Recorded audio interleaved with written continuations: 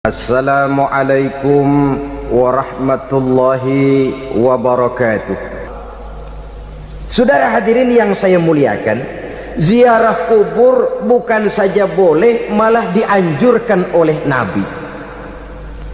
Tetapi ziarah kubur yang dianjurkan oleh Nabi itu dengan tujuan pertama, agar orang ingat kepada mati. Kafa bil mauti wa'izah, kata Nabi. Cukup dengan mengingat mati menjadi pelajaran bagi kamu semua. Maka etikanya diajarkan, kalau saudara ziarah kubur sampai di depan pintu kubur itu kan, Assalamualaikum ya ahlal kubur wa inna insyaallahu bikum lahikun. Kami satu saat insyaallah pasti akan menyusul kamu. Kalau kamu sekarang berbaring di sini, satu saat kami akan berbaring di sini. Ziarah kubur mengingatkan orang kepada mati. Orang yang ingat kepada mati, gaya hidupnya lain dengan orang yang tidak ingat mati. Nah, orang kalau nggak ingat mati, gaya hidupnya nggak terkontrol. Kalau dia berkuasa, Fir'aun. Itu nggak ingat mati. Kalau dia kaya, Korun. Sudah gambarannya nggak merupakan gambaran-gambaran yang baik. Orang yang ingat mati, dia berkuasa, dia berlaku adil. Suatu saat saya akan mati dan ini akan dimintakan pertanggungan jawab. Orang kaya ingat mati, dia akan jadi pemurah. Kenapa? Kalau saya diberikan ilmu, pertanyaan akhirat cuma satu, ilmumu kau amalkan untuk apa? Kalau saya diberikan umur panjang, pertanyaan akhirat cuma satu, umurmu kau habiskan di mana? Tapi jikalau saya diberikan harta, pertanyaan akhirat ada dua, hartamu kau dapat dari mana, kau belanjakan kemana? Depannya ditanya, belakangnya ditanya.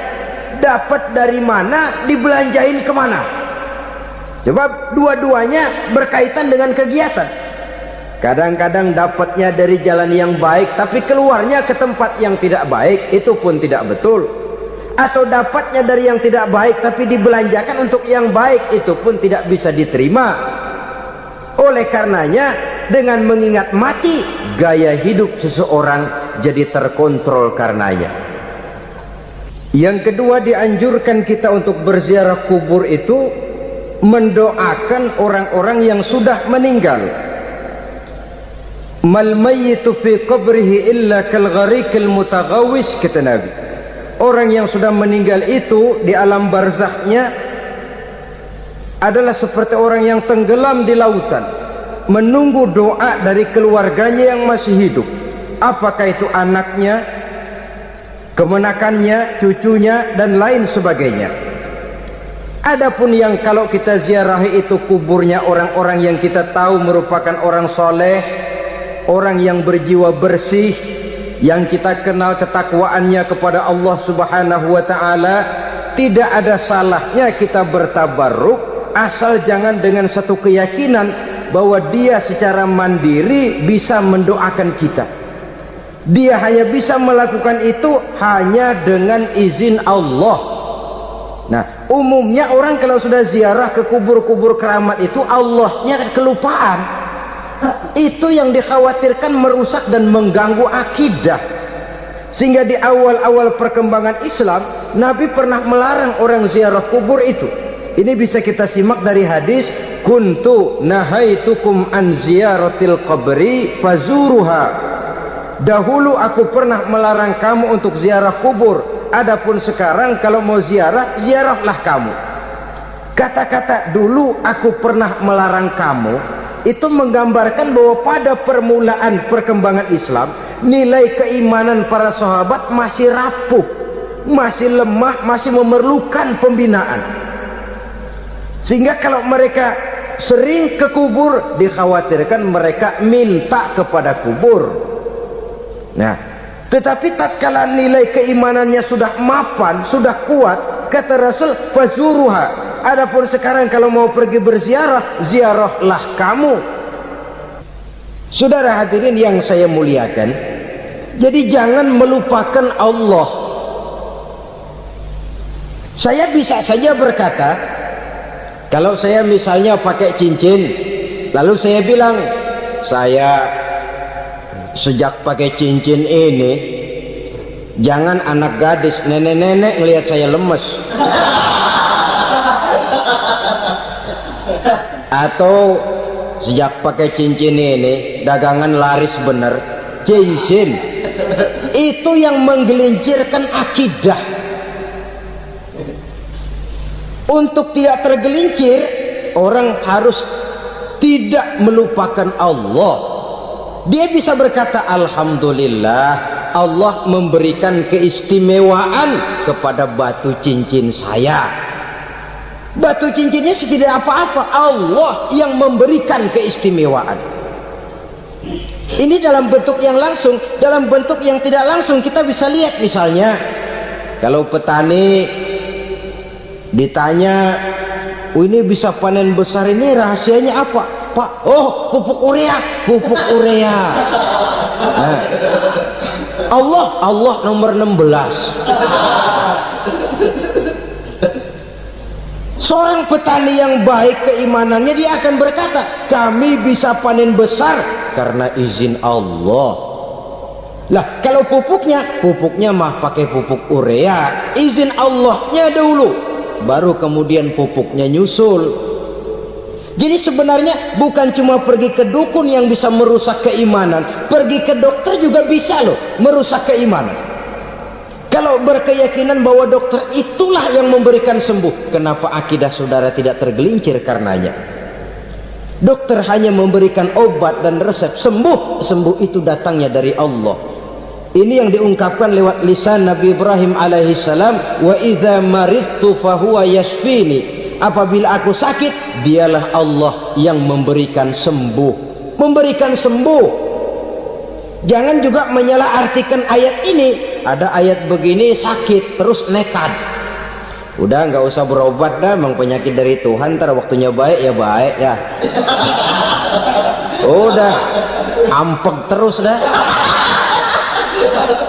Orang yang berobat saja belum tentu sembuh, apalagi yang tidak berobat. Sama juga orang nggak sembahyang kita ajakin ngotot, lo juga yang sembahyang belum tentu masuk surga katanya. Lah yang sembahyang belum tentu masuk surga, bagaimana cengoran lo yang nggak sembahyang?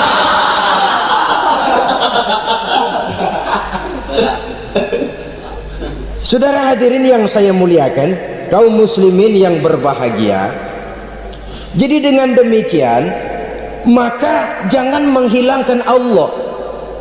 Kita, ajaran pokok dalam Islam adalah ajaran tentang tauhid.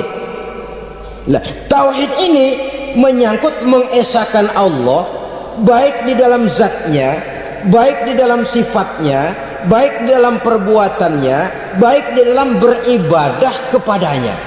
Tauhid dalam ibadah itu ada. Tauhid dalam zat artinya zat Allah itu tidak tersusun, tidak terdiri dari bagian-bagian yang bisa dipecah-pecah. Ya seperti kita ini kan ada kepala, ada kaki, ada tangan. Allah tidak tersusun zatnya dari bagian-bagian. Esa zatnya tidak bisa dibagi-bagi. Esa sifatnya artinya Allah itu sifatnya tidak pernah berubah. Sejak dahulu sampai sekarang Allah itu cinta kepada orang beriman yang melakukan kebaikan, dan Allah benci kepada orang kufur yang melakukan kejahatan. Mustahil satu saat Allah berubah, orang kufur yang berbuat kejahatan didemenin, orang mukmin yang berbuat kebaikan dikeselin. Misalnya tahun 2000 Tuhan giliran jengkel sama orang mukmin, itu mustahil. Dia esa di dalam sifatnya. Lain dengan sifat kita manusia. Sifat kita ini kan relatif. Ada saatnya kita senang, lain saat yang kita senang betul kita caci maki. Hari ini kita caci maki, besok kita puji. Lihat teman kaya, habis kita omongin, boleh jadi dia kaya. Kenapa? Dukunnya 36. Begitu kita habis caci maki begitu, dia datang ngasih duit sama kita. cacian itu bisa berubah menjadi pujian. Lu ya emang bukan main dah. Sifat kita itu relatif, bisa terpengaruh oleh situasi dan kondisi. Saudara hadirin yang saya hormati, kaum muslimin yang berbahagia, Allah juga esa di dalam perbuatannya. Artinya di dalam menciptakan apapun yang akan diciptakan oleh Allah, di dalam melakukan apapun yang akan dilakukan oleh Allah, tidak terikat kepada faktor lain, tidak memerlukan bantuan lain. Dia adalah mutlak.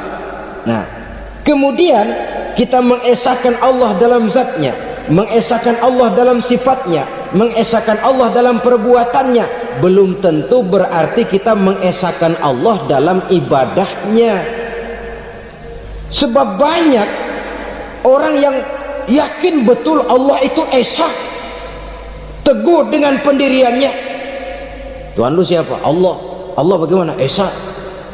Bagaimana kalau dua? Kagak. Tiga? Enggak. Mantap. Soal tahlil paten. Tapi dalam ibadah kadang-kadang dia tidak mentauhidkan Allah. Ini makna wa ma umiru illa liya'budullaha mukhlisin. Kami tidak memerintahkan kepadamu kecuali untuk beribadah kepadaku, kata Allah, dengan ikhlas. Beribadah kepada Allah dengan ikhlas itu artinya apa? Beribadah hanya untuk Allah saja. Nah, kalau hanya untuk Allah saja, lalu kita minta berdoa di depan kuburan orang yang soleh, apa syirik? Tidak syirik. Kalau kita berkeyakinan bahwa orang tempat kita memanjatkan doa itu hanya bisa mendoakan kita dengan izin Allah. Dia sendiri tidak punya kekuasaan apa-apa. Tanpa izin Allah dia tidak bisa berbuat apa-apa. Itu tidak menyebabkan orang menjadi syirik. Sama saja dengan kalau saya berkata tadi, alhamdulillah Allah telah memberikan keistimewaan kepada batu cincin saya. Apa salahnya Allah memberikan keistimewaan kepada benda-benda mati? Allah memberikan keistimewaan kepada Hajar Aswad, benda mati. Allah memberikan keistimewaan kepada Masjidil Haram, benda mati. Allah memberikan keistimewaan kepada Ka'bah, benda mati. Orang tawaf keliling Ka'bah, sembahyang di Masjidil Haram, sujud menghadap kepada Ka'bah, apakah jadi syirik? Tidak. Kita tidak menyembah Ka'bahnya, kita menyembah yang punya Ka'bah itu. Nah, di sini kita lihat bahwa fungsi Ka'bah hanya merupakan wasilah. Tapi kalau Allahnya kita hilangkan, jadilah kita penyembah batu. Hanya saja batu itu berbentuk 4 bernama Ka'bah. Sa'i, orang yang melaksanakan haji, lari-lari antara Safa dan Marwah, amalan apa itu? Seakan-akan kita menghormati bukit-bukit, gunung-gunung. Tapi bukan itu yang kita tuju dalam pelaksanaan sa'i itu. Yang kita tuju adalah ini perintah Allah, Allahnya yang diutamakan. Maka hal semacam ini tidak menyebabkan orang menjadi syirik dan tergelincir dari tauhid. Tapi kalau ziarah kubur dengan niat cari buntutan, cari nomor yang cocok, ini niatnya saja sudah salah. Nah, kalau berangkat dengan niat yang salah, sampai di sana saya yakin, seyakin-yakinnya amalannya pasti salah. Lah, kubur yang diziarahin bukan kubur orang soleh. Ya mana ada orang soleh ngasih kode buntut. Ada juga orang salah, bukan orang soleh itu. Kadang-kadang dia nggak tahu kuburan siapa, nongkrong aja di situ. Saudara-saudara kaum muslimin rahimakumullah, manusia selalu berusaha untuk mencapai apa yang menjadi cita-citanya di dalam kehidupan ini. Segala daya dan dana, seluruh waktu dan tenaga, segenap kemampuan dan kekuatan dikerahkan untuk mencapai apa yang dicita-citakan. Ada orang yang di dalam berusaha mencapai cita-citanya tetap berpegang teguh kepada kaedah dan norma-norma yang harus dipatuhinya, baik itu norma-norma kehidupan bermasyarakat, berbangsa dan bernegara, lebih-lebih lagi itu menyangkut norma-norma kehidupan beragama. Artinya, di dalam mencapai cita-citanya, dia tetap menghormati dan mentaati halal haram, mengenal hak dan batil, tahu mana yang boleh dan mana yang tidak boleh. Tetapi di lain pihak, tidak jarang, bahkan banyak sekali orang-orang yang di dalam usaha mencapai cita-citanya terjebak dalam prinsip menghalalkan segala macam cara untuk mencapai satu tujuan. Tidak ada lagi kaedah dan norma-norma yang harus ditaatinya. Ia tidak peduli dengan halal dan haram. Ia tidak kenal hak dan batil. Ia tidak tahu mana yang boleh dan mana yang tidak boleh. Segala cara dilaksanakan asal tujuan tercapai. Maka lahirlah orang-orang yang mengambil jalan pintas dan potong kompas dalam usaha mencapai apa yang menjadi cita-cita dan tujuan dalam kehidupannya. Begitulah kita lihat dalam kehidupan ini. Yang di bawah ingin cepat naik ke atas, sementara yang di atas bertahan tidak mau turun dari tahta dan singgasananya. Maka terjadilah benturan-benturan nilai dan kepentingan. Terbentuklah klik, klan, grup dan sindikat-sindikat yang menyerupai mafia, di mana nilai objektivitas sudah sangat sulit ditemukan. Yang celakanya lagi, lahirlah budaya jilat-menjilat, upeti, dan lain sebagainya, asal tujuan bisa tercapai. Sementara itu yang miskin ingin cepat menjadi kaya, sedang yang kaya ingin menjadi lebih kaya lagi. Kalau boleh tidak hanya sekedar dia saja yang kaya, anaknya harus kaya, cucunya tidak boleh miskin dan kere, bahkan cucu daripada cucunya pun harus jadi orang-orang kaya. Ini keinginan yang wajar. Setiap orang tua tentu tidak ingin meninggalkan anak cucunya dalam keadaan miskin dan terlunta-lunta. Yang tidak wajar kalau keinginan itu membuat orang lalu menghalalkan segala macam cara, menyalahgunakan fasilitas yang dimilikinya, apalagi kalau dia berada dalam satu posisi di mana seharusnya dia memberikan contoh dan keteladanan. Maka akibatnya timbullah krisis wibawa, yang dari krisis wibawa ini mengendorlah disiplin. Sesungguhnya orang lalai, orang tidak mau berdisiplin karena di mukanya, di matanya, dalam pandangannya tidak ada lagi orang yang dianggapnya berwibawa. Dan wibawa itu hilang oleh karena orang merasa tidak ada keteladanan yang patut dijadikan contoh dalam kehidupannya. Inilah sesuatu yang kurang dirasakan di zaman kita sekarang ini. Bukan kurangnya teori, bukan kurangnya segala macam kaedah dan dalil, tetapi yang kita rasakan sekarang ini kurangnya contoh dan keteladanan dari orang-orang yang seharusnya memberikan contoh dan keteladanan itu. Berangkat dari sejarah dan kehidupan Rasulullah sallallahu alaihi wasallam, keberhasilan yang beliau peroleh, salah satu dasar utamanya ialah satunya kata dan perbuatan. Tidak bermental ganda, tidak bermain minyak di atas air, tidak menggunting dalam lipatan. Lidahnya adalah hatinya, ucapannya adalah perbuatannya, dan apa yang beliau ajarkan kepada orang lain, beliaulah pelaksana pertamanya. Saudara-saudara kaum muslimin rahimakumullah. Sementara itu pada sisi lain, yang miskin ingin cepat menjadi kaya, maka ia terjebak dalam prinsip tujuan menghalalkan cara apapun saja dilaksanakan asal dia bisa segera menjadi kaya. Maka salah satu jalan yang banyak dilaksanakan orang untuk mencapai kekayaan tanpa harus peras keringat dan banting tulang seperti umumnya orang adalah melalui satu jenis permainan yang umumnya kita kenal dengan nama judi. Ada dua bentuk dan pola daripada judi. Walaupun seiring dengan kemajuan ilmu pengetahuan dan teknologi canggih, peradaban manusia semakin tinggi, maka jenis macam judi yang dimainkan oleh manusia ikut-ikut menjadi canggih. Tetapi pada umumnya ada dua jenis macam judi itu. Pertama, ada judi yang dilakukan secara langsung, dalam arti seorang petaruh berhadapan dengan bandar atau orang berhadapan dengan orang. Dari judi yang dilaksanakan secara langsung ini, efek negatif yang segera bisa kita lihat dengan nyata.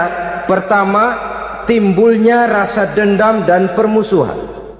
Walaupun orang nampak duduk berhadap-hadapan, walaupun kelihatannya mereka tertawa satu sama lain, tapi yakinlah itu cuma sekedar kulit saja.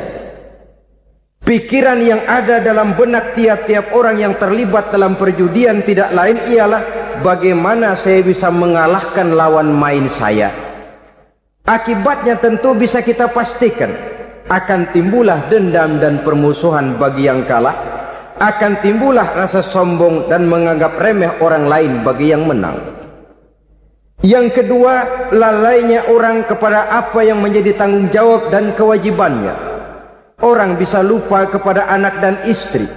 Kalau kepada anak dan istri saja sudah bisa lupa, apalagi kepada yang lain, sebab anak dan istri memang merupakan bagian daripada kehidupan kita.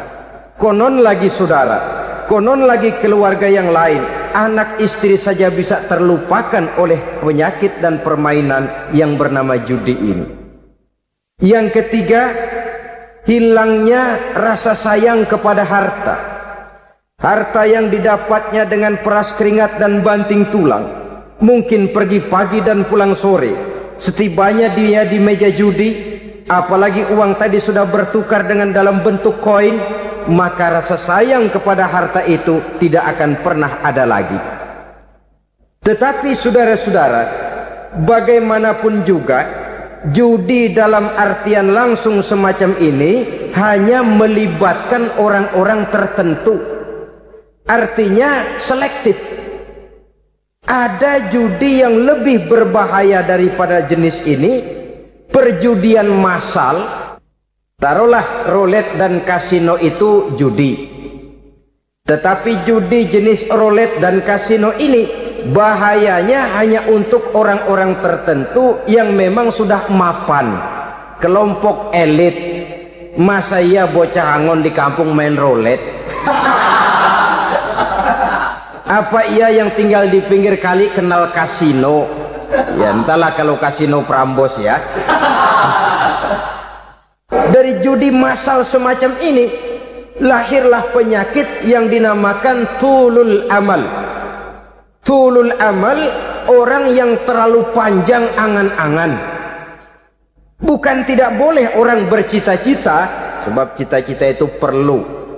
Katanya manusia tidak makan masih bisa hidup 1 bulan lebih. Manusia tidak minum masih bisa hidup 3 hari lebih. Tapi manusia tidak punya cita-cita 1 jam pun dia tidak akan bisa hidup.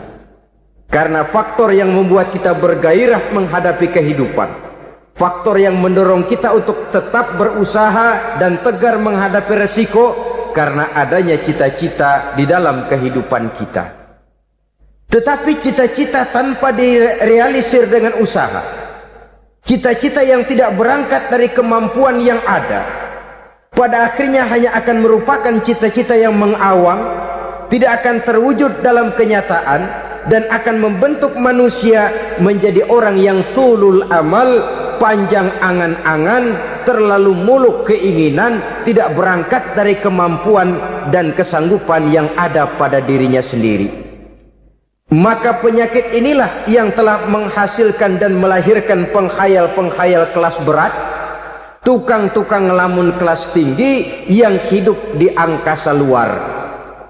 Dan sejarah belum pernah mencatat ada orang menjadi kaya karena judi, itu belum pernah. Saudara lihat saja, orang kaya yang namanya Adnan Khashoggi, orang kaya yang namanya Henry Ford, orang kaya yang namanya Aristotle Onassis, orang kaya yang namanya David Rockefeller. Itu seluruhnya menjadi kaya bukan karena mereka terlibat dalam perjudian, tapi karena kerja keras, peras keringat, banting tulang. Dan itu dimulai sejak mereka masih remaja. Saudara-saudara kaum muslimin rahimakumullah. Sehingga ada pepatah mengatakan, many a great man start as a newspaper boy, katanya. Banyak orang besar yang mulai pekerjaannya dengan menjual koran. Artinya berangkat dari A. Banyak pengusaha mobil yang memulai pekerjaannya dari tukang cuci mobil, tapi lalu bertahap dan tegar menghadapi kenyataan, sehingga proses demi proses dia hadapi dengan tegar, dengan tabah, dengan sabar, dengan ulet, sampai kepada membuahkan hasil. Kita ingin pintas, kayaknya mau, usahanya tidak mau, senangnya mau, peras keringatnya tidak mau. Ini tentunya akan melahirkan kontradiksi di dalam kehidupan. Maka dari jenis perjudian massal semacam ini lahirlah penyakit tulul amal, panjang angan-angan, terlalu muluk cita-cita. Bayangkan saja kalau ini terjadi secara massal, menimpa nasib rakyat kita di pedesaan yang jauh dari keramaian. Tiap hari mereka dinabobokkan oleh gambaran tentang akan diperolehnya uang dalam jumlah yang banyak dengan angka nol yang berentet. Tiap hari mereka melihat angka-angka itu. Mereka lambat laun akan terseret dalam arus tulul amal ini.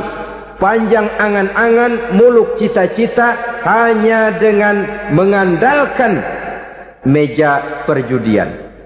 Akibatnya timbul penyakit yang kedua, yang ketiga, yaitu malas berusaha. Orang kalau sudah terlalu asik berkhayal, menghitung bintang di langit, malas berusaha. Kalau ada temannya kerja jadi buruh kasar, bawa hasil yang merupakan jerih payah dan peras keringat dia, satu minggu bergaji 10-15 ribu, diketawain.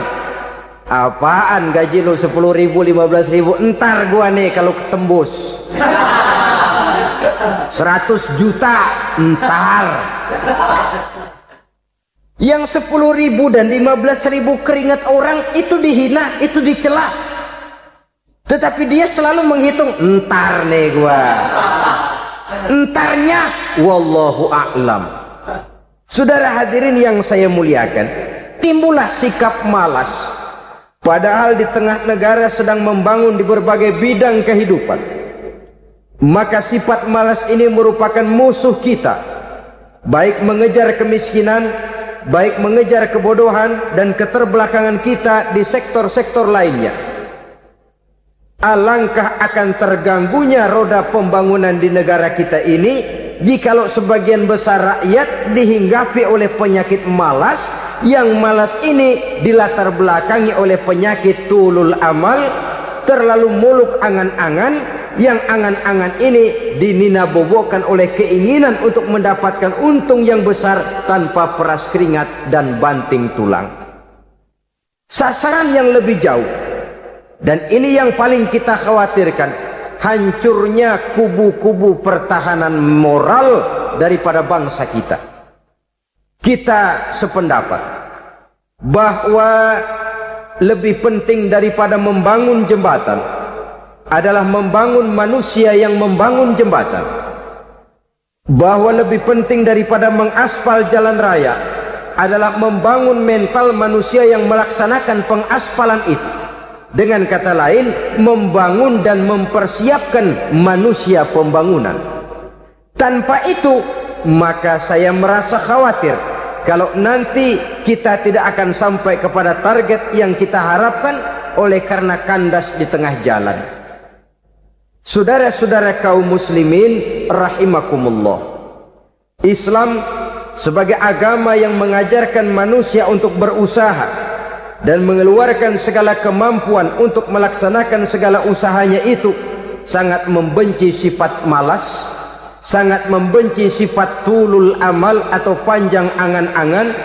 Dan oleh karena judi melahirkan dua sifat itu, Islam sangat menganjurkan pengikutnya untuk menjauhi segala macam jenis perjudian, baik yang terang-terangan maupun yang dilakukan secara samar-samar, tidak ketara, judi canggih sesuai dengan canggihnya teknologi daripada manusia itu sendiri.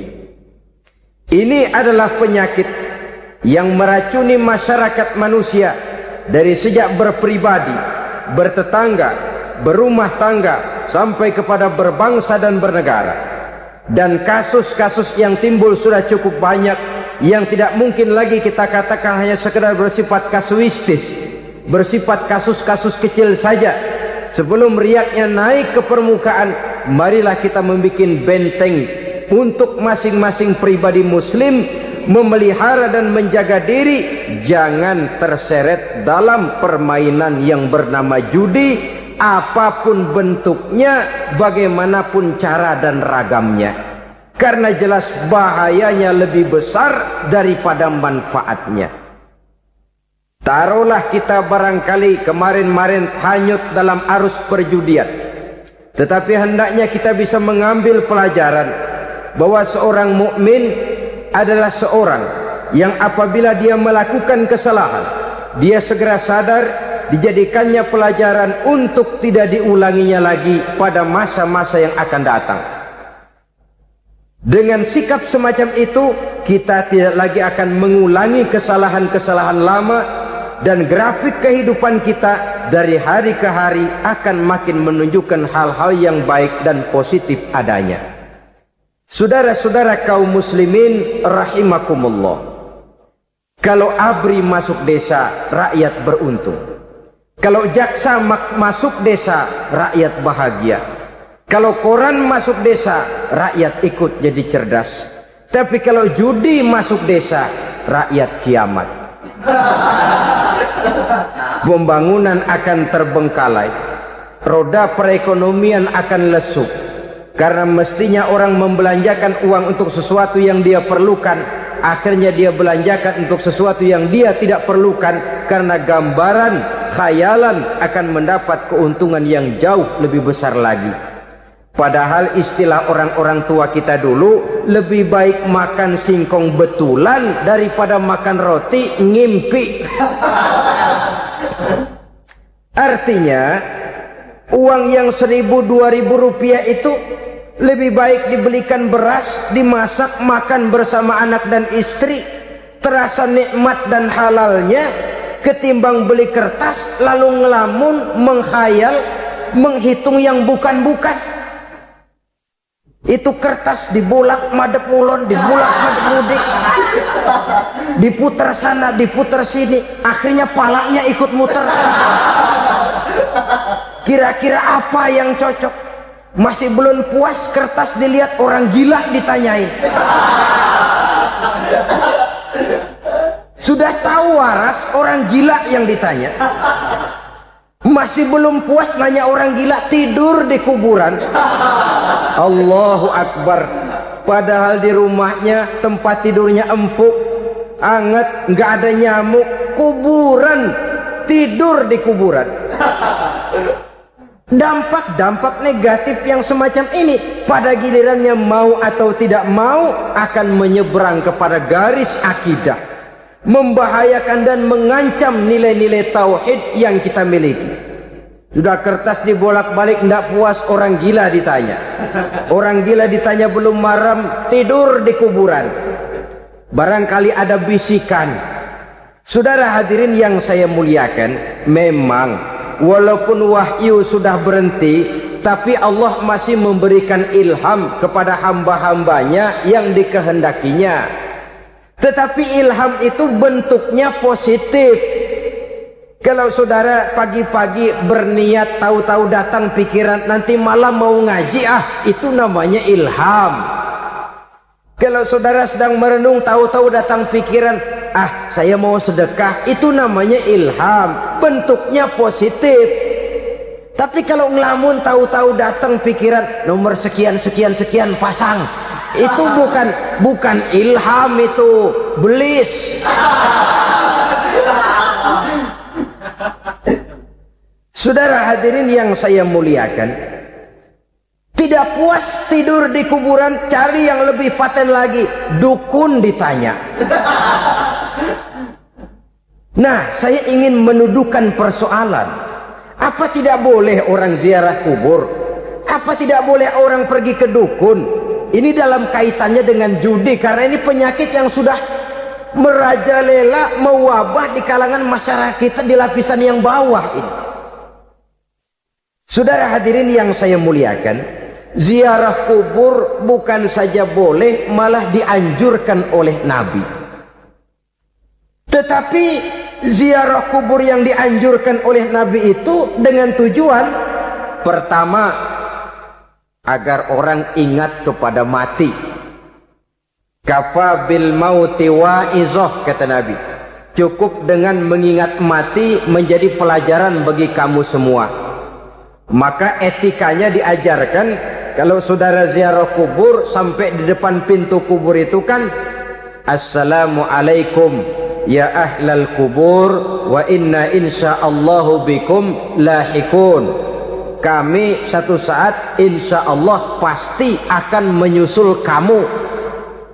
Kalau kamu sekarang berbaring di sini, satu saat kami akan berbaring di sini. Ziarah kubur mengingatkan orang kepada mati.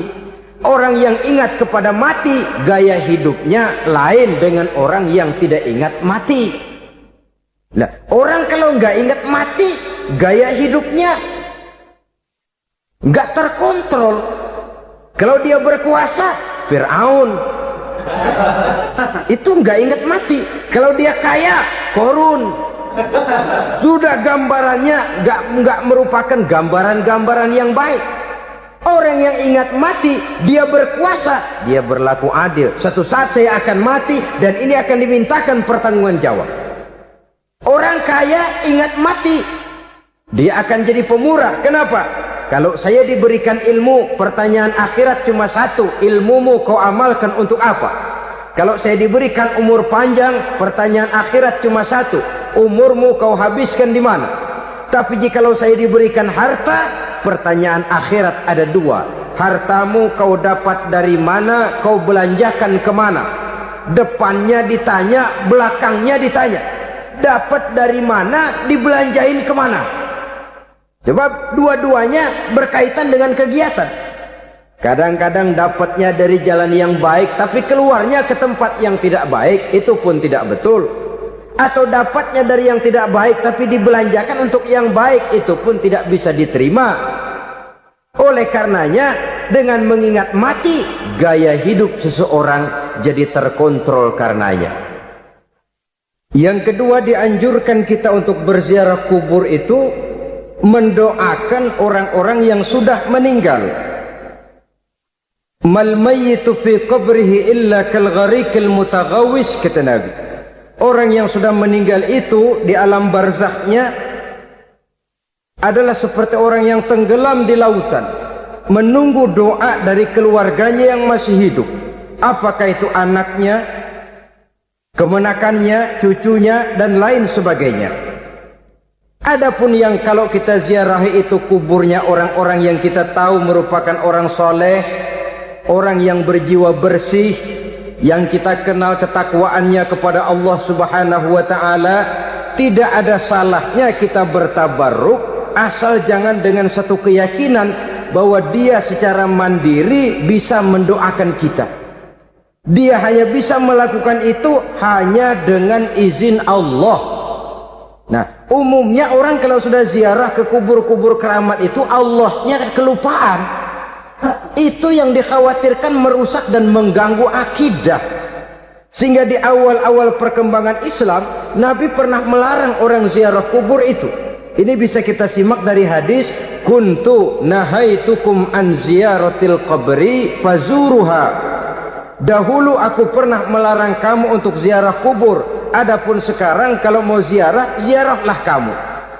Kata-kata dulu aku pernah melarang kamu itu menggambarkan bahwa pada permulaan perkembangan Islam, nilai keimanan para sahabat masih rapuh, masih lemah, masih memerlukan pembinaan. Sehingga kalau mereka sering ke kubur, dikhawatirkan mereka minta kepada kubur. Nah, tetapi tatkala nilai keimanannya sudah mapan, sudah kuat, kata Rasul, fazuruha. Adapun sekarang kalau mau pergi berziarah, ziarahlah kamu. Saudara hadirin yang saya muliakan, jadi jangan melupakan Allah. Saya bisa saja berkata, kalau saya misalnya pakai cincin, lalu saya bilang, saya sejak pakai cincin ini, jangan anak gadis, nenek-nenek ngelihat saya lemes. Atau sejak pakai cincin ini, dagangan laris bener. Cincin itu yang menggelincirkan akidah. Untuk tidak tergelincir, orang harus tidak melupakan Allah. Dia bisa berkata, alhamdulillah, Allah memberikan keistimewaan kepada batu cincin saya. Batu cincinnya tidak apa-apa, Allah yang memberikan keistimewaan. Ini dalam bentuk yang langsung. Dalam bentuk yang tidak langsung kita bisa lihat, misalnya kalau petani ditanya, oh ini bisa panen besar ini rahasianya apa Pak? Oh, pupuk urea. Pupuk urea. Nah, Allah nomor 16. Seorang petani yang baik keimanannya, dia akan berkata, kami bisa panen besar karena izin Allah. Lah kalau pupuknya mah pakai pupuk urea, izin Allahnya dahulu, baru kemudian pupuknya nyusul. Jadi sebenarnya bukan cuma pergi ke dukun yang bisa merusak keimanan, pergi ke dokter juga bisa loh merusak keimanan. Kalau berkeyakinan bahwa dokter itulah yang memberikan sembuh, kenapa akidah saudara tidak tergelincir karenanya? Dokter hanya memberikan obat dan resep, sembuh itu datangnya dari Allah.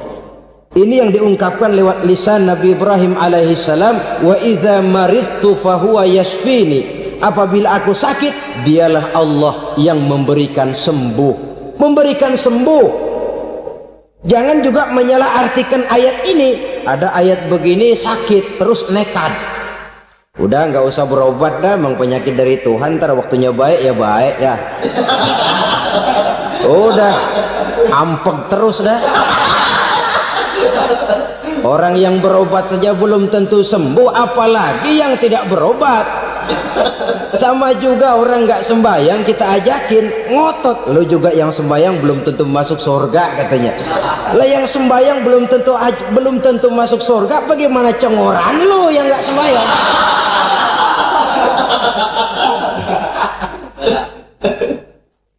Saudara hadirin yang saya muliakan, kaum muslimin yang berbahagia.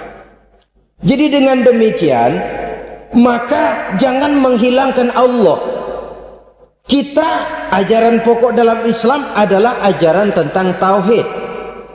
Nah, tauhid ini menyangkut mengesahkan Allah, baik di dalam zatnya, baik di dalam sifatnya, baik di dalam perbuatannya, baik di dalam beribadah kepadanya. Tauhid dalam ibadah itu ada. Tauhid dalam zat artinya zat Allah itu tidak tersusun, tidak terdiri dari bagian-bagian yang bisa dipecah-pecah. Ya seperti kita ini kan ada kepala, ada kaki, ada tangan. Allah tidak tersusun zatnya dari bagian-bagian. Esa zatnya tidak bisa dibagi-bagi. Esa sifatnya artinya Allah itu sifatnya tidak pernah berubah. Sejak dahulu sampai sekarang Allah itu cinta kepada orang beriman yang melakukan kebaikan, dan Allah benci kepada orang kufur yang melakukan kejahatan. Mustahil satu saat Allah berubah. Orang kufur yang berbuat kejahatan didemenin, orang mukmin yang berbuat kebaikan dikeselin. Misalnya tahun 2000 Tuhan giliran jengkel sama orang mukmin. Itu mustahil. Dia esa di dalam sifatnya. Lain dengan sifat kita manusia. Sifat kita ini kan relatif. Ada saatnya kita senang, lain saat yang kita senang betul kita caci maki. Hari ini kita caci maki, besok kita puji. Lihat teman kaya, habis kita omongin, boleh jadi dia kaya. Kenapa? Dukunnya 36. Nah. Begitu kita habis caci maki begitu, dia datang ngasih duit sama kita. Cacian itu bisa berubah menjadi pujian. Lu ya emang bukan main dah. Sifat kita itu relatif, bisa terpengaruh oleh situasi dan kondisi. Saudara hadirin yang saya hormati, kaum muslimin yang berbahagia, Allah juga esa di dalam perbuatannya. Artinya di dalam menciptakan apapun yang akan diciptakan oleh Allah, di dalam melakukan apapun yang akan dilakukan oleh Allah, tidak terikat kepada faktor lain, tidak memerlukan bantuan lain. Dia adalah mutlak. Nah, kemudian kita mengesahkan Allah dalam zatnya, mengesahkan Allah dalam sifatnya, mengesahkan Allah dalam perbuatannya. Belum tentu berarti kita mengesahkan Allah dalam ibadahnya. Sebab banyak orang yang yakin betul Allah itu esa, teguh dengan pendiriannya. Tuhan lu siapa? Allah. Allah bagaimana? Esa. Bagaimana kalau dua? Kagak. Tiga? Enggak. Mantap. Soal tahlil paten. Tapi dalam ibadah kadang-kadang dia tidak mentauhidkan Allah. Ini makna wa ma umiru illa liya'budullaha mukhlisin. Kami tidak memerintahkan kepadamu kecuali untuk beribadah kepadaku, kata Allah, dengan ikhlas. Beribadah kepada Allah dengan ikhlas itu artinya apa?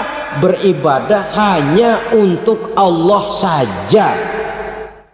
Nah, kalau hanya untuk Allah saja, lalu kita minta berdoa di depan kuburan orang yang soleh, apa syirik? Tidak syirik. Kalau kita berkeyakinan bahwa orang tempat kita memanjatkan doa itu hanya bisa mendoakan kita dengan izin Allah. Dia sendiri tidak punya kekuasaan apa-apa. Tanpa izin Allah dia tidak bisa berbuat apa-apa. Itu tidak menyebabkan orang menjadi syirik.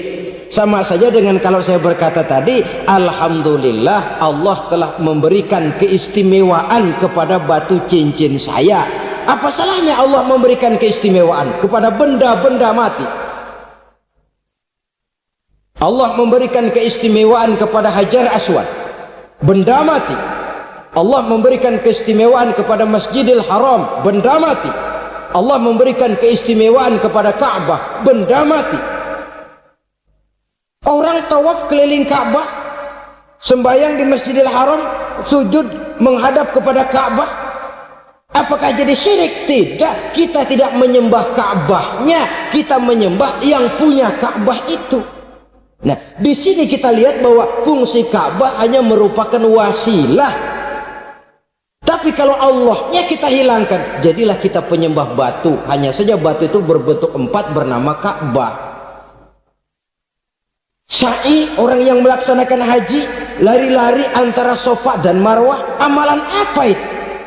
Seakan-akan kita menghormati bukit-bukit, gunung-gunung. Tapi bukan itu yang kita tuju dalam pelaksanaan sa'i itu. Yang kita tuju adalah ini perintah Allah. Allahnya yang diutamakan. Maka hal semacam ini tidak menyebabkan orang menjadi syirik dan tergelincir dari tauhid. Tapi kalau ziarah kubur dengan niat cari buntutan, cari nomor yang cocok, ini niatnya saja sudah salah. Nah, kalau berangkat dengan niat yang salah, sampai di sana saya yakin, seyakin-yakinnya amalannya pasti salah. Lah kubur yang diziarahin bukan kubur orang soleh. Ya mana ada orang soleh ngasih kode buntut. Ada juga orang salah, bukan orang soleh itu. Kadang-kadang dia nggak tahu kuburan siapa, nongkrong aja di situ. Memang sulit saudara-saudara, mental ya, namanya mental. Kalau memang mental sudah mental judi, apa saja bisa dijudiin. Jadi orang nggak perlu sebenarnya pemerintah terlalu gini, nggak usah, kembali saja kepada mental. Kalau mental memang sudah mental judi, apaan aja bisa dijudiin. Pulang tengah malam nabrak babi, babi yang keluar nih.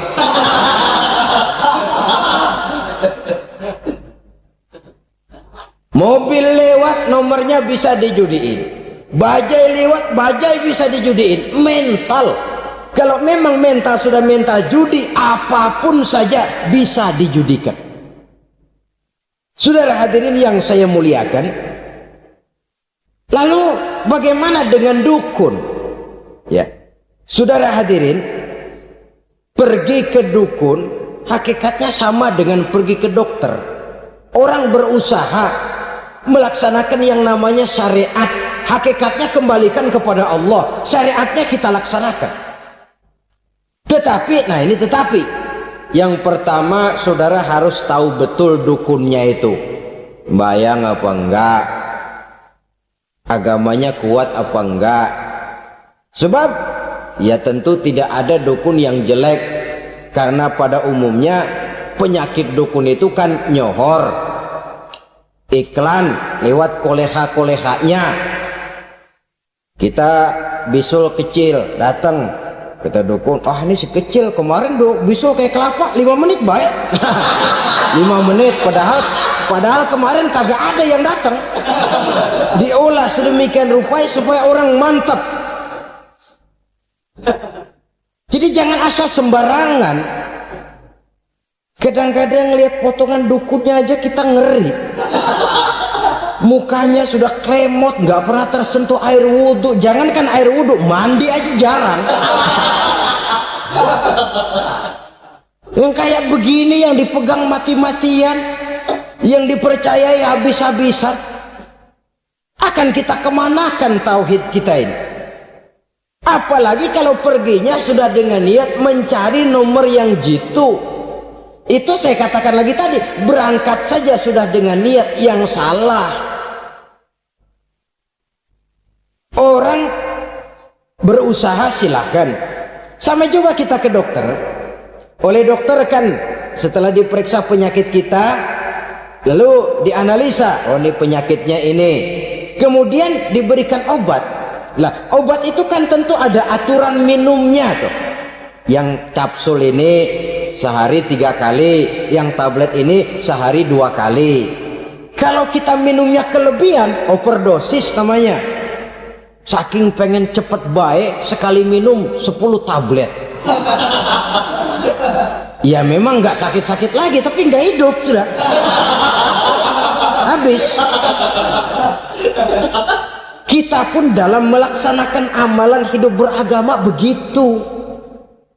Saudara datang kepada kiai, orang-orang soleh, meminta amalan, wiridan, itu jangan sampai overdosis. Tidak sesuai dengan kemampuan pribadi. Wong masih SD sudah minta matematika kelas SMP, celeng. Baru SMP sudah minta diajarkan filsafat kelas perguruan tinggi, semaput. Kenapa? Daya tampungnya nggak kuat. Emang ukuran secangkir, minta disiin seember, ya luber. Lebihnya nggak cukup. Kenapa? Yang diberikan, yang diamalkan tidak sesuai dengan makomnya, tidak sesuai dengan kemampuan yang ada pada dirinya. Saudara hadirin yang saya muliakan, akhirnya apa? Mencelakakan dirinya sendiri, ngawur. Baru sembahyang seminggu udah ngaku ketemu malaikat. Oh, sembahyang ditemenin malaikat lah, sembahyang baru seminggu mulai tuh malaikat iseng amat. Ya walaupun kalau Allah izinkan tidak mustahil, tapi kan tidak logik. Orang yang melaksanakan ibadah puluhan tahun memerlukan riyadhah dan latihan, khusyuk dan tawadhu, penuh tazallul, merendahkan diri di hadapan Allah, belum tentu mendapat karunia yang semacam itu. Saudara hadirin yang saya muliakan, jadi dengan kata lain, yang pertama, lihatlah dulu kualitas dukun yang akan saudara datangi itu. Ini kualitas black apa kualitas white, aspal apa cat putih, sehingga jangan sampai kita salah pilih. Sebab biasanya orang kalau sudah hanyut di kali, rumput pun dia pegangin. Dia tahu kalau rumput tidak akan bisa menahan bobot badannya, tapi karena posisinya posisi terjepit, rumput pun dia pegang. Ini satu gambaran psikologis betapa orang dalam keadaan panik, kepepet, kejepit, yang tidak mestinya dipegang pun akan dipegangnya juga. Walaupun dia tahu itu tidak akan bisa menahan bobot badannya, namun dipegangnya juga. Oleh karenanya, yang pertama, lihat dulu kualitas dukunnya. Yang kedua, saudara-saudara, jangan berkeyakinan bahwa dukun itulah yang memberikan permintaan saudara. Si dukun hanya bisa dengan izin Allah. Nah ini kuncinya.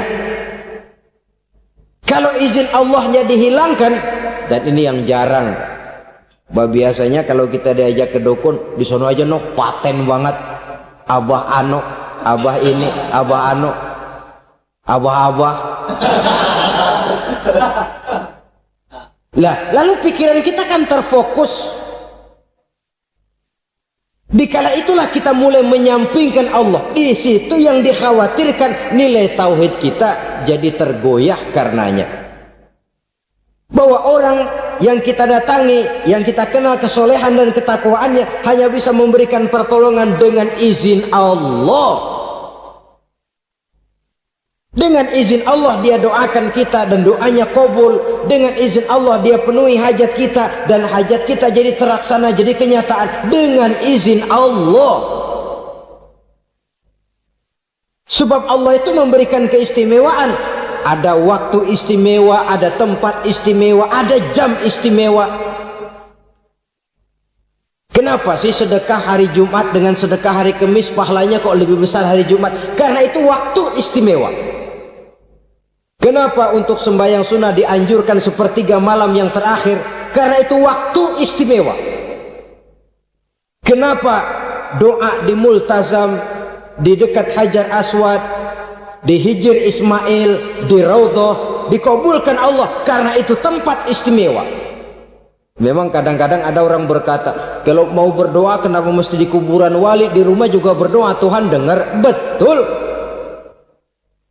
Tuhan dengar, bahkan tidak berdoa pun Allah tahu isi hati kita. Tapi soal dikabulkan atau tidak, itu hak Allah. Dan Allah memberikan fasilitas kepada tempat-tempat tertentu dan istimewa. Dan itu diajarkan oleh Nabi. Di Raudhah perbanyak doa. Kenapa? Itu tempat yang mustajabah. Artinya Allah memberikan keistimewaan kepada tempat-tempat tertentu. Dalam konteksnya dengan ini, makom para aulia, para wali, para ulama soleh, tidak ada salahnya kita berdoa di sana, bertawassul. Bukan meminta kepada si kiai, bukan meminta kepada si ulama, bukan meminta kepada si wali, meminta kepada Allah melalui tempat yang orangnya kita yakin dekat dengan Allah.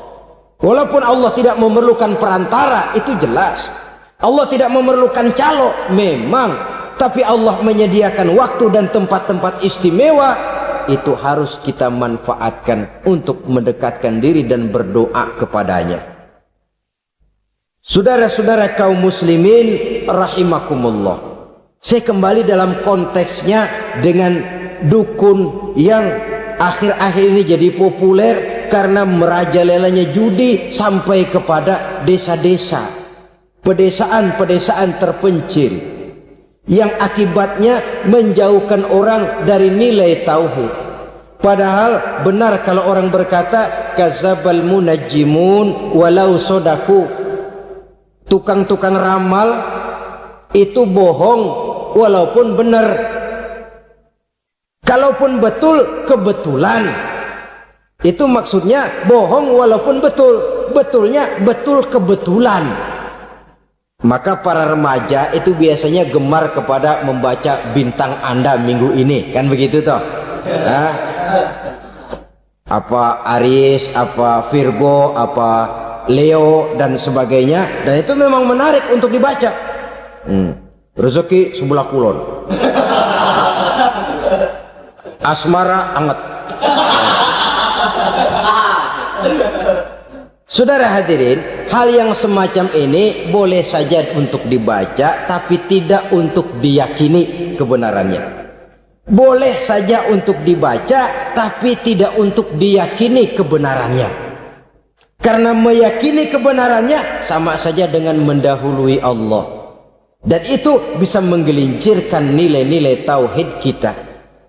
Tauhid dalam ibadah saya katakan tadi, menyembah hanya kepada Allah, bermohon hanya kepada Allah dengan menggunakan fasilitas-fasilitas yang disediakan oleh Allah, baik berupa waktu maupun tempat-tempat tertentu. Dan orang-orang ya, kalau waktu dan tempat saja ada yang diberikan keistimewaan oleh Allah, padahal tempat itu benda mati, apalagi manusia yang merupakan makhluk hidup. Saudara hadirin yang saya muliakan, saudara-saudara kaum muslimin yang berbahagia, sehingga dengan demikian kita tetap menjaga nilai-nilai akidah, dan dengan ini syariat kita laksanakan tanpa membuang hakikat. Sebab hakikat tanpa syariat itu kosong, syariat tanpa hakikat juga tidak ada tujuan. Yang penting hati bersih, nggak sembahyang nggak apa-apa. Mana bisa begitu, Mas? Kalau memang hati bersih nggak usah sembahyang nggak apa-apa. Nabi Muhammad dulu berhenti dong sembahyang. Sebab beliau orang yang hatinya paling bersih. Nah, orang yang hatinya paling bersih saja sembahyang yang nggak berhenti, masa kita lalu mau berhenti? Yang penting kan kita bisa dekat dengan Allah melalui perasaan. Banyak-banyak ingat. Apa itu sembahyang? Macam-macam. Itu hakikat saja tanpa syariat ia tidak bisa. Syariat saja tanpa hakikat juga gerak lahir yang tanpa roh namanya. Kita melakukan sholat tapi kita tidak tahu untuk apa kita sholat dan kenapa kita sholat dan siapa yang kita sembah di dalam kita sholat. Sehingga dengan demikian keduanya tidak bisa terpisahkan satu sama lain, seperti halnya kulit dan isi. Barangkali pernah saya ingatkan, kulit penting, isi pun juga penting. Hakikat penting, syariat juga penting. Dan kita jangan salah mengartikan, terjebak dalam ucapan-ucapan yang masih memerlukan penafsiran, sehingga lalu kita cenderung mendiskreditkan dan menjelekkan para wali.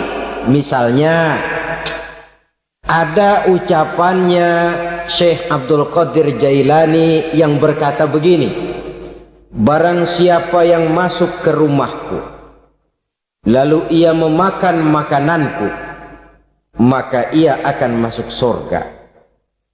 Ini kalau ucapan ini dipahami secara apa adanya, ya jelas orang bisa tergelincir. Tapi kalau ditafsirkan secara betul, siapa yang masuk ke dalam rumahku? Di mana rumah Syekh Abdul Qadir? Di mana umumnya rumah para wali? Di masjid. Jadi siapa yang masuk ke dalam rumahku? Masjid. Lah kalau sudah di dalam masjid, makanannya apa? Getuk. Tentu saja tidak. Kalau sudah di masjid itu ya makanannya ya wirid, zikir, tahajud, baca Quran, paling kurang iktikaf. Jadi siapa yang masuk ke masjid lalu dia sujud, wirid, zikir, ya jelas saja surga. Jangan membaca ucapan ini lantas rame-rame nyari bekas rumah Syekh Abdul Qadir. Rame-rame masuk ya rumah kecil. Saudara hadirin, kita terlalu terpaku kepada materi ucapan dan melupakan filsafat daripada ucapan itu sendiri. Dalam kondisi yang sedemikian, sangat boleh jadi orang lalu tergelincir karenanya. Oleh karena itulah saudara-saudara, saya kembali kepada satu prinsip, bahwa sebenarnya dengan tidak perlu menyalahkan pihak-pihak lain, mari kita kembali kepada sikap mental kita sebagai muslim. Kalau mental memang sudah mental penjudi, apapun bisa dijudikan. Tapi kalau mental itu tidak ada, walaupun di kiri kanan dan depan belakang banyak dibuka tempat-tempat perjudian, saya yakin kita akan mampu menahan dan menjaga diri. Sikap mental inilah yang memerlukan pembinaan dari kita semua, sehingga dengan demikian kita akan menjadi pribadi-pribadi yang bisa bertahan dari segala gempuran-gempuran yang datang dari luar karena adanya prinsip ketahanan mental itu tadi. Sekali lagi saya ingatkan bahwa judi selamanya tidak akan pernah mendatangkan kebahagiaan. Judi tidak akan membuat orang menjadi kaya. Judi tidak akan membuat orang makin akrab berteman dan bersaudara.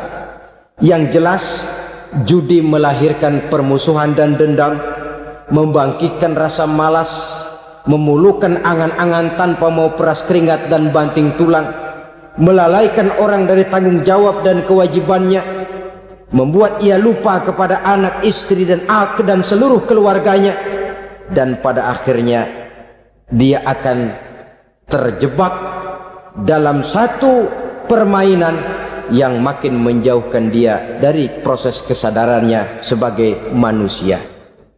Sebagai uraian penutup, marilah kita renungi firman Allah dalam Al-Baqarah ayat 208. A'udzu billahi minasyaitonir rajim.